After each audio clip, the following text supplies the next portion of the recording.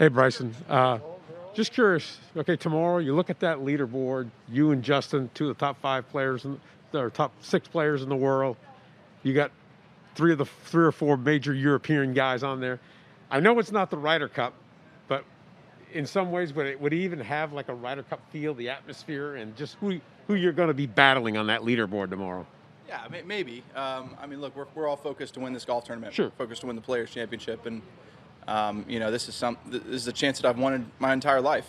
Growing up watching the Players, and finally having this opportunity is going to be something special. But for sure, in regards to I guess the Ryder Cup type atmosphere, maybe. But at the end of the day, we all just want to do our best to win the tournament. I'm just looking at it from a global standpoint. You got the Europeans that they're going to be rooting for their guys, Americans, and obviously everybody knows what you've done here in the last few months. I'm looking at it from that standpoint. Yeah. The stage. I think there will be a little bit. I'm sure there will be out there. How much? I don't know. I mean, it depends on the fans, and I'm sure there are going to be people. There are Americans that are rooting for Lee, and Europeans that are rooting for me. So, that's kind of the way I look at it. And golf is an amazing sport, and it's an individual sport. And this week we're all trying to win the Players Championship.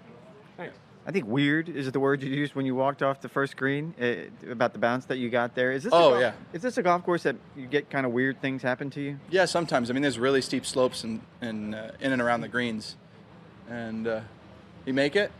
Yeah. Nice. Attaboy.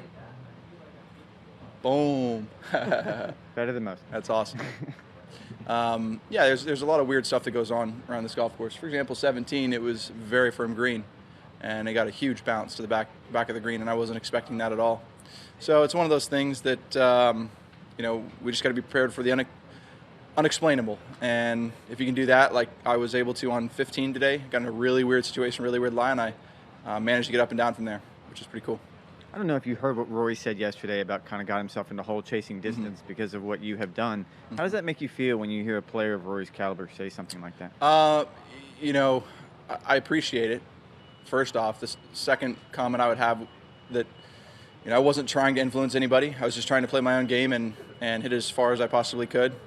And I knew there was going to be an effect. I didn't know what it would be or who would be affected by it. But, again, golf is a weird game. And this journey that I'm on is not taken lightly. I've tried to figure out a bunch of different variables that you have to in order to be able to hit it, straight, hitting it really far. And so I knew that there'd be people that would try. I knew some people would potentially not work for them, and some people it may help them. So, I really don't know that, but I do appreciate Rory's comments. It's a kind of a sentiment almost, something that keeps me going every day. Bryson, what do you make of what Westwood's doing these last 2 weeks? And I'm just curious if anything stood out to you last Sunday that he did that impressed you. I think Helen's a big part of it. She's keeping him steady and level-headed, and she's a rock. Keeps his mind focused on the right things, and she's been awesome for him, and that's one of his secret weapons, I think. Yeah. Is there anything that impressed you about his game that maybe you wouldn't have thought? Or yeah, Mr. Consistency. I mean, his driving's impeccable, his iron play's impeccable, and he makes putts when he needs to. Fortunate for me last week, I was able to get the job done, and I think tomorrow it's going to be an incredible battle. Yeah. Thank you. Bryson, you said you haven't had your best all week. What have you been happiest with about what you've done the first 3 days? Managing where I've missed it, for the most part. I think there's been a couple holes where I haven't missed it in the right place, but on average, I've missed it in the correct places. And when I haven't, I've for the most part been able to get up and down. That's what you have to do to win golf tournaments. Putting's always been pretty good, and my driving was a little bit better today. I hope I can keep moving forward with that and working on it in the right way and giving myself a better feel for tomorrow. And how much emotion can carry on for what you canning that putt on 18? Yeah. Can that carry a long time? Oh, yeah. Yeah, I mean, it's definitely a lot of positivity coming out of that, making me feel pretty good the way I finished. Gutting it out, grinding it out, and giving myself a great chance for tomorrow. Bryson, are we seeing a budding rivalry between you and a 48-year-old Englishman? I guess so. I mean, he's making a lot of amazing putts too. So that's what it takes to win golf tournaments. I can hit the long ball, that's great. But, on 18, I didn't hit the fairway, and that's something I'm trying to do all week. I've been trying to do it all week. No matter what, I just wanted to hit the fairway. And even if I had 8-7 iron in. And, from a putting contest standpoint, I think, tomorrow it's going to be who can hit the most greens and who can make the most putts. It's the way it always is. Have you ever had back-to-back weeks where you have played with the same guy No. down the stretch Well, for the final group coming down? in junior golf. That's about it. Playing with the same couple guys. Bryson, sorry if you already got asked this. Did you find anything yesterday on the range? Yeah, I did. So it played out for me pretty well today. Still hit a couple not so great shots.